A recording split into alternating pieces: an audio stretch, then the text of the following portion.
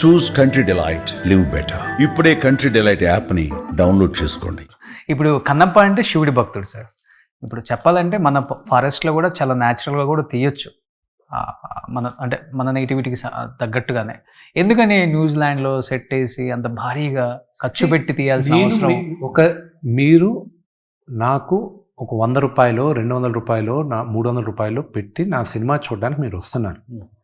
మీకు ఒక visual grandeur చూపించాలి. ఇది 2వ శతాబ్దంలో జరిగింది.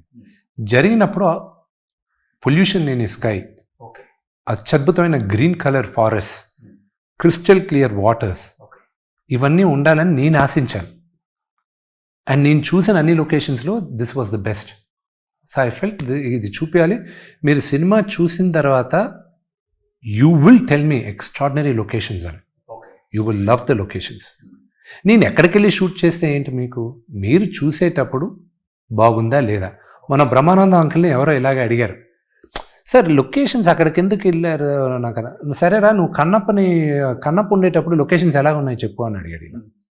అది ఏం మాట్లాడతాడు, నీకా ఎలా ఉంటుందో తెలీదు, ఇలాగే ఉందని అప్పుడు నీకు తెలుసా, నువ్వు నమ్మేది ఇలా ఉందంటాడు వాడు. విష్ణు నమ్మేది అప్పుడు అలా ఉండిందని నమ్ముతున్నాడు, సో అందుకు అది చూపించాడు. అది తప్పని నువ్వెలా చెప్తావు అని అడిగాడు. అతనికి ఆ క్వశ్చన్ లేదు, దట్స్ ద సేమ్ లాజిక్.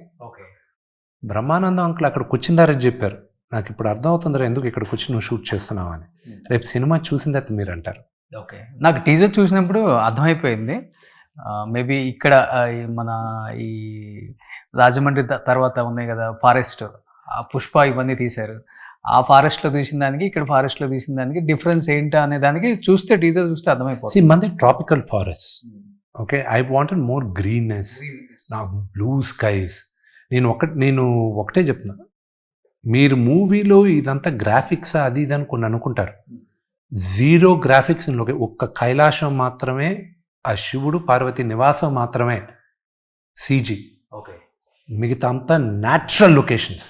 ఇప్పుడు మోహన్ లాల్ గారు కావచ్చు, ప్రభాస్ గారు కావచ్చు, అటు నుంచి అక్షయ్ గారు కావచ్చు, ఎవ్వరు కూడా 1 రూపీ కూడా రెమ్యునరేషన్ తీసుకున్నారా? గట్టిగానే తీసుకున్నారు. కానీ ఆయన తీసుకునే దానికన్నా తక్కువ తీసుకున్నారు. ఓకే, సో అయితే వీళ్ళు రెమ్యునరేషన్ లేకుండా మోహన్ లాల్ గారు, ప్రభాస్ గారు వీళ్ళిద్దరే అసలు డబ్బులు ఇచ్చినా, అసలు మోహన్ లాల్ గారు అయితే డబ్బుల సంగతి మాట్లాడితే తిట్టాడు, నవ్వాడు. నేను అడిగా, అంకుల్ మీ మేనేజర్ ఎవరున్నారు? Why I'm the manager, body formalities you become such a big boy అన్నాడు.